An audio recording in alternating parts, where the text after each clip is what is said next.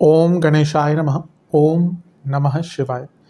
मैं निखिल ज्योतिषाचार्य आप सभी का मेरे चैनल पर पुनः स्वागत करता हूं। आशा करता हूं कि आप सभी स्वस्थ होंगे। महादेव की कृपा आप सभी पर सदैव बनी रहे। ये वीडियो मेष के लिए बहुत विशेष है क्योंकि वीडियो है 25 से 31 अगस्त 2025 के साप्ताहिक राशिफल के बारे में। कैसा रहेगा आने वाला सप्ताह मेष के लिए। मेरा जो साप्ताहिक राशिफल है नए दर्शकों के लिए बता दूं कि वो चंद्रमा और उनके गोचर पे आधारित होता है। चंद्रमा बहुत विशेष ग्रह हैं, लेकिन हम जब साप्ताहिक राशिफल की अपनी बात कर रहे हैं उसके संदर्भ में पहला तो उनकी गति 2.25 से 2.5 दिन में राशि बदल लेना, दूसरा उनका मन का कारक होना जिसका सीधा रिलेशन हमारे व्यक्तित्व से, इमोशन से होता है, और तीसरा उनकी एक क्वालिटी कि वो जिस भी भाव में जाते हैं उसको एक्टिवेट कर देते हैं, जिस भी ग्रह के साथ युति योग दृष्टि संबंध बनाते हैं उसको एक्टिवेट कर देते हैं। इन सभी का हमारी दिनचर्या पर, डे टू डे एक्टिविटीज़ पर बहुत प्रभाव रहता है और इसलिए साप्ताहिक राशिफल बहुत विशेष हो जाता है। इस अंधकारमय जीवन में ज्योतिष एक मात्र विद्या है जो हमें थोड़ा बहुत रास्ता दिखा सकती है, गाइड कर सकती है। भले ही साप्ताहिक राशिफल सामान्य आधार पर दिए जाते हैं, लेकिन एक जनरल गाइडेंस के लिए अवश्य बहुत उपयोगी होते हैं। यदि आपकी लग्न राशि या चंद्र राशि मेष है, दोनों ही गाइडेंस के लिए राशिफल को देख सकते हैं। जहाँ से ज़्यादा सूट करता है, रिलेट करता है, वहाँ से इसको देखिए। व्यक्तिगत तौर पे मेरा मानना है लग्न से देखेंगे तो अच्छा, इनकेस नहीं पता तो अपनी चंद्र राशि से भी इसको देख सकते हैं। शुरू करते हैं। 25 तारीख को सुबह 8 बजे चंद्रमा आ जाएंगे आपके छठे घर में यानी कि कन्या में, और 27 तारीख रात के 8 बजे तक यहीं पर रहेंगे। चंद्रमा का छठे घर में आना मिश्रित ही माना जाता है। अच्छी चीज़ें ये होती है कि चंद्रमा जब भी छठे घर में आते हैं, क्योंकि वो उपचय भाव है, जीवन को आगे बढ़ाने का मौका मिलता है, गति मिलती है, योग्यता बढ़ती है, सरकारी कार्य पूर्ण होते हैं, कुछ रुके हुए कार्य का रास्ता निकलता है, सोच थोड़ी प्रगतिशील हो जाती है। लेकिन जब भी चंद्रमा छठे घर में आते हैं तो व्यर्थ की चिंताओं को बढ़ाते हैं, ये मैं हर बार कहता हूँ। और क्योंकि आपके लिए वो चौथे घर के स्वामी भी हैं जो इमोशंस पर प्रभाव डालता है, इसीलिए व्यर्थ की चिंताएं यहाँ पर बहुत तंग करेंगी। और इसके साथ ही यहाँ पर वो एक अच्छी चीज़ ये है कि क्योंकि गुरु से केंद्र में है तो गजकेसरी योग बनेगा। थोड़ा अपने गुरुओं को याद कीजिएगा, इष्ट को याद कीजिएगा। लेकिन यहाँ पर वक्री शनि का प्रभाव भी है तो विष दोष भी बन रहा है, इसीलिए मेंटल फ्रस्ट्रेशन, अभी अभी चंद्रमा ग्रहण दोष से निकल कर आए हैं तो यहाँ पे मेंटल फ्रस्ट्रेशन, इरिटेशन, छोटी छोटी बातों पे चिंता करना, वो थोड़ा सा प्रभावित करेगा। अच्छी चीज़ यहाँ पे ये है कि चंद्र मंगल योग भी बन रहा है। इसके पहले अच्छे प्रभावों की बात करते हैं। चंद्र मंगल योग धन प्राप्ति के लिए अच्छा होता है, शौर्य के लिए अच्छा होता है, व्यक्ति को रास्ता दिखाता है, व्यक्ति को अलग करने पर विवश करता है कुछ, और साहस पराक्रम सब रहता है। मंगल लग्नेश भी हैं और विपरीत राजयोग बनाकर भी बैठे हैं, और शनि का प्रभाव भी है। ये सीधा बता रहा है कि कुछ आपके पैसे से, विदेश से संबंधित और लीगल कार्य अटक रहे थे उनको पूर्ण कर सकते हैं। लेकिन मंगल के साथ चंद्रमा है छठे घर में और वक्री शनि का प्रभाव है, ये सीधा सीधा इंडिकेट कर रहा है कि आपका एग्रेशन बहुत हाई रहेगा।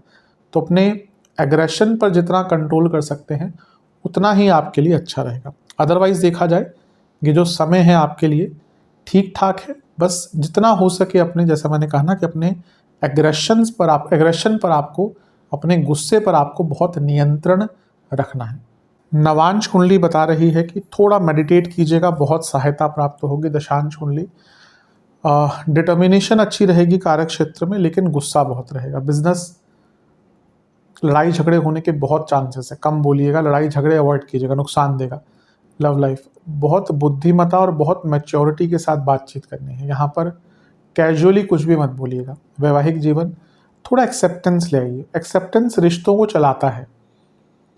अगर आपके अंदर एक्सेप्टेंस नहीं है ना, यकीन मानिए कोई रिश्ता नहीं चला सकते आप। Acceptance is the key. तो थोड़ी एक्सेप्टेंस ले आइए, चीज़ें ठीक हो सकती हैं। स्टूडेंट्स, इंस्पिरेशन की कमी है, पॉजिटिविटी की कमी है, ढूंढिए ऐसी चीज़ें जो आपको थोड़ा सकारात्मक करे, उसकी आवश्यकता दिख रही है। सेहत के दृष्टिकोण से एसिडिटी, एंग्जाइटी, थोड़ी सी एंग्जाइटी, पेट के रोग रहेंगे। जिनको बीपी की प्रॉब्लम है थोड़ा सावधान रहें। सर्वाष्टक में अष्टम भाव बली है, मानसिक दृष्टिकोण से तो थोड़ा सा प्रॉब्लम रहेगी। गुस्सा और मूड स्विंग्स बहुत रहेंगे बेसिकली। 27 तारीख रात के 8 बजे चंद्रमा आपके सप्तम भाव तुला में आ जाएंगे और 30 तारीख सुबह के करीबन 8 बजे तक यहीं पर रहेंगे। चंद्रमा का सप्तम में आना वैसे तो न्यूट्रल होता है, लेकिन आपके लिए क्योंकि केंद्रेश हैं, केंद्र के स्वामी हैं, उनका सप्तम में आना एक प्रकार से ठीक है, राजयोग बनता है, बिजनेस में लाभ मिलेगा। जो यहाँ की उग्रता थी, फ्रस्ट्रेशन था, उसमें कमी आएगी। शुभ ग्रह की राशि में है, शुक्र की राशि में और ठीक ठाक स्थान में है, तो उग्रता से, अनिश्चितता से, फ्रस्ट्रेशन से निकलने का मौका मिलेगा। गुरु और राहु की दृष्टि है और चौथे घर के स्वामी हैं। प्रॉपर्टी खरीदने के लिए, प्रॉपर्टी पे कुछ काम कराने के लिए अच्छा है और कुछ इच्छाओं की पूर्ति का भी यहाँ पे आपके लिए योग बन जाता है। तो हफ्ते का मध्य भाग देखा जाए तो आपके लिए काफ़ी अच्छा है। गुरु क्योंकि भाग्येश भी है तो भाग्य का भी साथ मिलेगा, और गुरु क्योंकि 12वें घर के स्वामी हैं और साथ में राहु की दृष्टि भी है, यानी कि विदेश से भी संपन्नता, विदेश से भी कुछ ना कुछ लाभ मिलने का अवसर मिल जाता है। विवाह के भी अच्छे खासे योग हैं, यानी कि इस 2-2.5 दिन में अगर विवाह संबंधित बातों को आगे बढ़ाना है उसके लिए भी अच्छा टाइम है। नवांश कुंडली बता रही है कि वैसे सब कुछ ठीक है, थोड़ा पूजा पाठ में अपने आप को लगाइएगा, उसका बहुत लाभ मिलता है। दशांश कुंडली कार्य क्षेत्र में पद प्राप्ति का योग बन रहा है, अच्छा टाइम है बिजनेस, करियर के लिए। बिजनेस में भी बहुत शुभ टाइम है, पैसा भी मिलेगा, भाग्य का साथ भी मिलेगा, काम भी बढ़ेगा। लव लाइफ, अगर बातचीत बंद थी, ये वो टाइम है जब चीज़ों को ठीक किया जा सकता है। वैवाहिक जीवन एक अच्छा माहौल बनाने के लिए, हारमोनियस माहौल बनाने के लिए अच्छा समय है। स्टूडेंट्स, आपको थोड़ा सा और अपने सब्जेक्ट्स को और जानना पड़ेगा, अपने सब्जेक्ट्स में डीप तक उतरना पड़ेगा। अभी लगता है कि ऊपरी तौर पर आपको लगता है सब कुछ आ गया, लेकिन नहीं आया है। सेहत के दृष्टिकोण से जिनको हार्मोनल प्रॉब्लम्स हैं, दिक्कत बढ़ेगी। किडनी, गॉल ब्लैडर संबंधित कोई प्रॉब्लम है या कफ रोग रहते हैं आपको तो दिक्कत बढ़ेगी। सर्वाष्टक में आपका 12वां घर बली है, विदेश से लाभ मिलने के योग बन जाते हैं, लेकिन इसके साथ ही खर्चे भी थोड़े से बढ़ सकते हैं। 30 तारीख सुबह के 8 बजे चंद्रमा राशि बदलकर आपके अष्टम भाव में आ जाएंगे, यानी कि वृश्चिक में, और सप्ताह के अंत तक यहीं पर रहेंगे।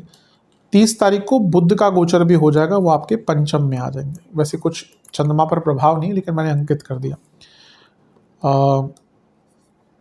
चंद्रमा का अष्टम में आना बहुत अच्छा नहीं माना जाता, और यहाँ पे चंद्रमा पर प्रभाव देखिए, यहाँ पर चंद्रमा पर प्रभाव बहुत अच्छा नहीं है।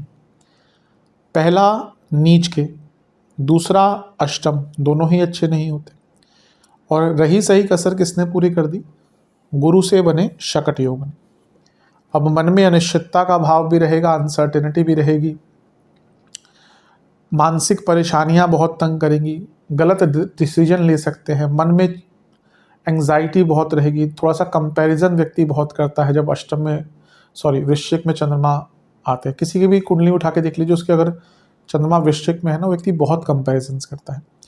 तो यहाँ पे मानसिक रूप से बहुत, और क्योंकि चंद्रमा आपके चतुर्थेश है, घर में कलह कलेश हो सकते हैं, बहुत ज़्यादा फ्रस्ट्रेशन, बल्कि मिक्स इमोशंस। यहाँ पे एक ऐसा टाइम होगा जब आपको समझ नहीं आएगा कि प्रॉब्लम क्या है, क्योंकि इमोशनली बहुत वॉलेटाइल स्थिति रहेगी।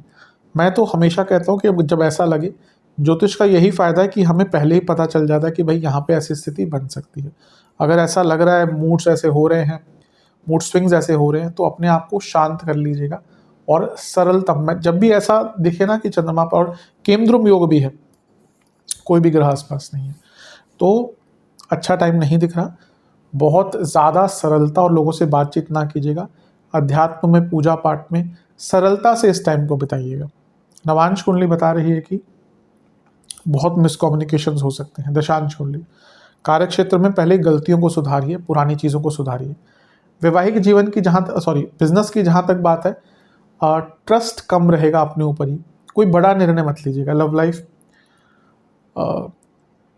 सब कुछ ठीक होते हुए कभी कभी ना ऐसा लगता है कि कोई कमी है जीवन में, ये वैसा ही टाइम होगा। वैवाहिक जीवन, बातचीत कम ही रखिएगा, बोलेंगे तो, या जो भी बोलना है आपको, जो भी कुछ कहना है आपको, एकदम सकारात्मक ही कहिएगा। यहाँ पे निंदा, व्यंग बिल्कुल नहीं चलेंगे। स्टूडेंट्स, थोड़ा क्रिएटिव आप नज़रिया अपनाइए, अपने आप को थोड़ा सा बदलिए, समाज या कहिए टाइम के अनुसार, समाज नहीं टाइम के अनुसार। सेहत के अनुसार इन्फेक्शन, कफ रोग तो रहेंगे ही, आँखों की प्रॉब्लम और बीपी की प्रॉब्लम फिर से रह सकती है। सर्वाष्टक में आपका तीसरा घर बली है, उत्तेजना बहुत रहेगी, उत्साह कभी कभी बहुत ज़्यादा रहेगा। मैं फिर से कहूँगा, हफ्ते का अंतिम भाग बहुत सरलतम तरीके से बिताना है। उपाय के स्वरूप में बजरंग बली को एक घी का दिया अर्पण करिए, बूंदी का प्रसाद अर्पण कीजिए और ओम पवन पुत्राय नमः मंत्र का 21 बार जाप कीजिए। आशा करता हूँ वीडियो काम आएगा। चैनल पर नए हैं सब्सक्राइब कीजिए, वीडियो को लाइक कीजिए। मिलता हूँ अगली वीडियो में, तब तक के लिए ओम नमः शिवाय।